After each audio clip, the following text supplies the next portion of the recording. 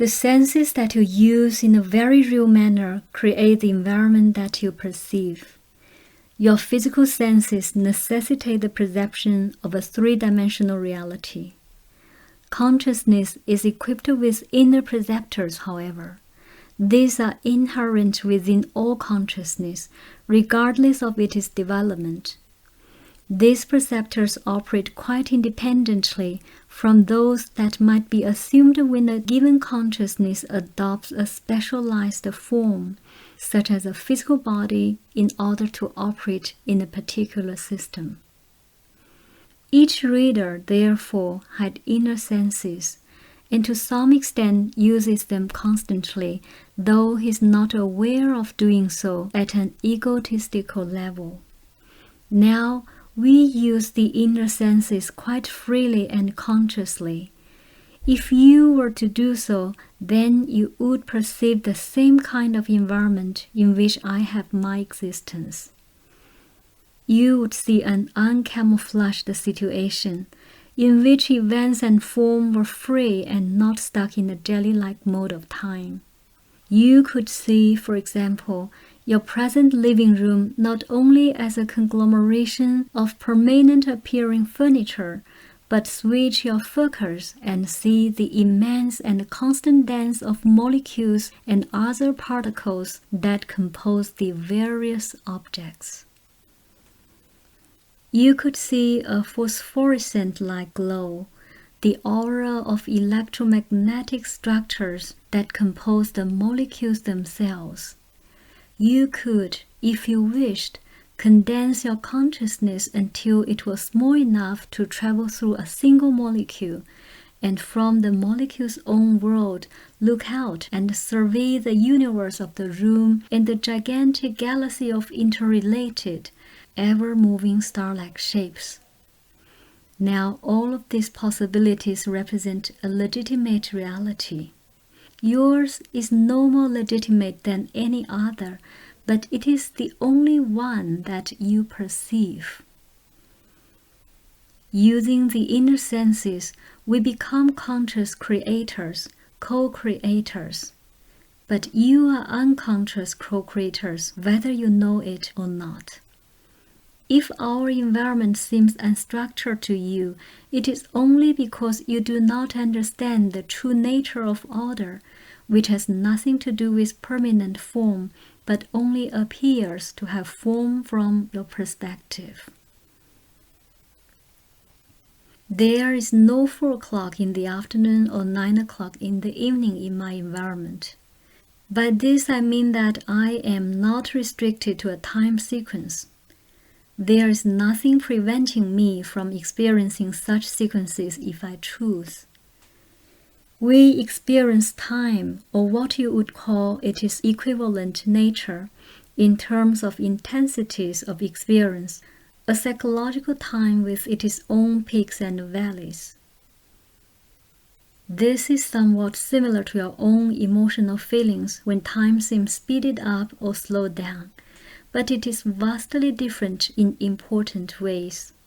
Our psychological time could be compared in terms of environment to the walls of a room, but in our case, the walls would be constantly changing in color, size, height, depth, and width.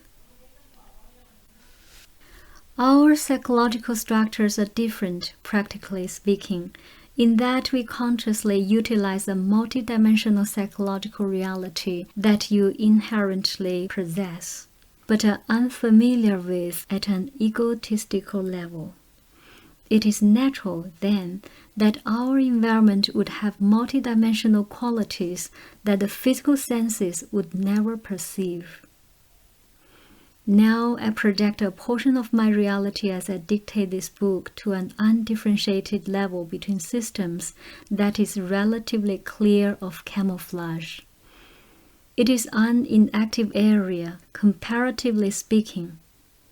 If you were thinking in terms of physical reality, then this area could be likened to one immediately above the atmosphere of your Earth. However, I'm speaking of psychological and psychic atmospheres, and this area is sufficiently distant from Ruber's physical-oriented self so that the communications can be relatively understood. It is also in a way distant from my own environment, for in my own environment I would have some difficulties in relating information in physically oriented terms. You must understand that by distance I do not refer to space. Creation and perception are far more intimately connected than any of your scientists realize. It is quite true that your physical senses create the reality that they perceive. A tree is something far different to a microbe, a bird, an insect, and a man who stands beneath it. I am not saying that the tree only appears to be different. It is different. You perceive its reality through one set of highly specialized senses. This does not mean that its reality exists in that form in any more basic way than it exists in the form perceived by the microbe, insect, or bird. You cannot perceive the quite valid reality of that tree in any context but your own. This applies to anything within the physical system that you know. It is not that physical reality is false. It is that the physical picture is simply one of an infinite number of ways of perceiving the various guises through which consciousness expresses itself. The physical senses force you to translate experience into physical perceptions. The inner senses open your range of perception, allow you to interpret experience in a far freer manner and to create new forms and new channels through which you or any consciousness can know itself. Consciousness is, among other things, a spontaneous exercise in creativity.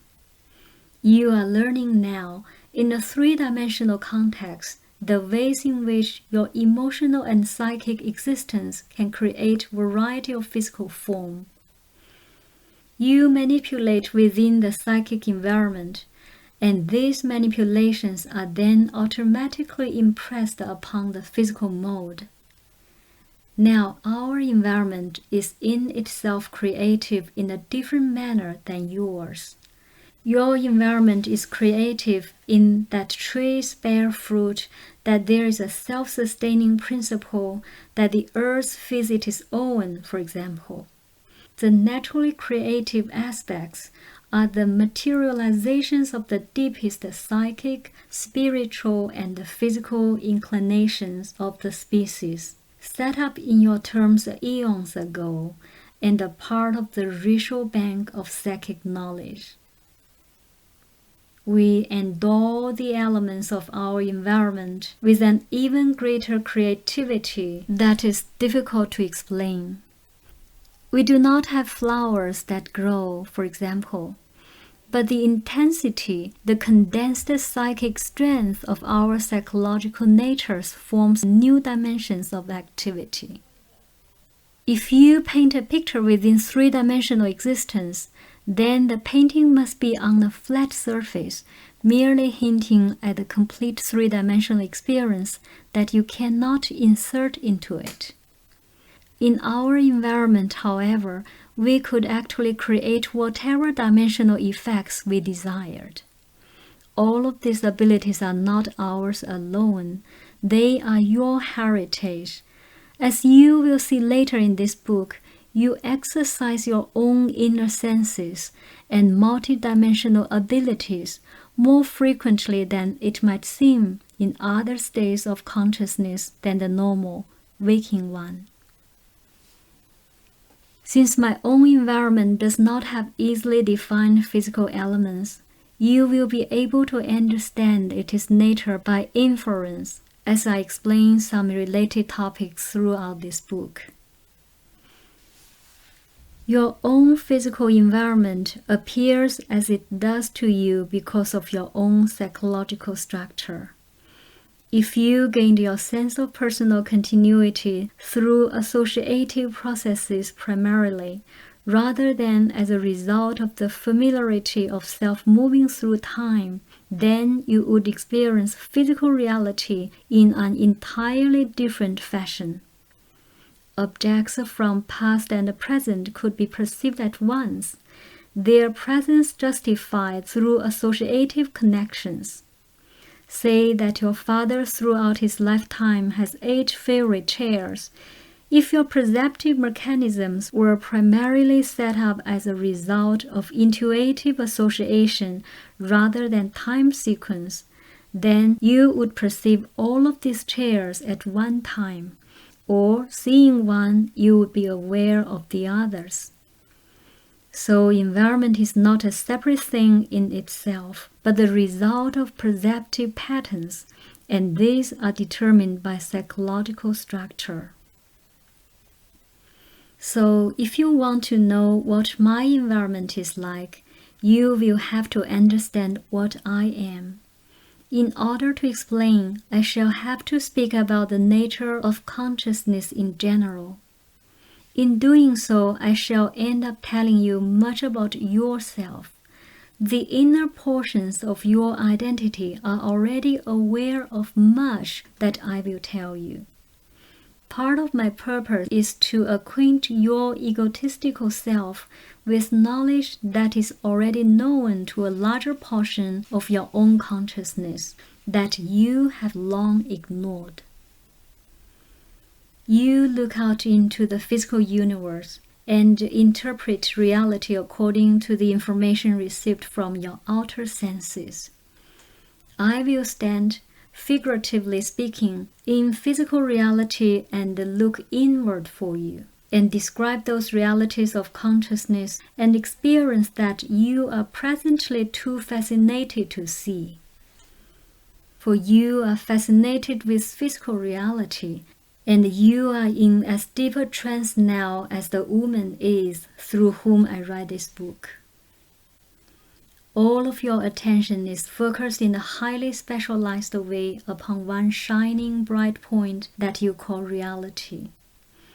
There are other realities all about you, but you ignore their existence and you blot out all stimuli that come from them.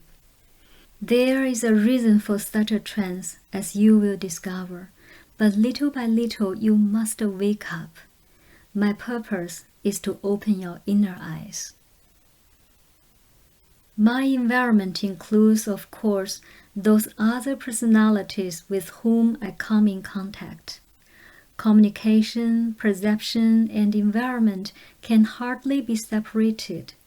Therefore, the kind of communication that is carried on by myself and my associates is extremely important in any discussion of our environment.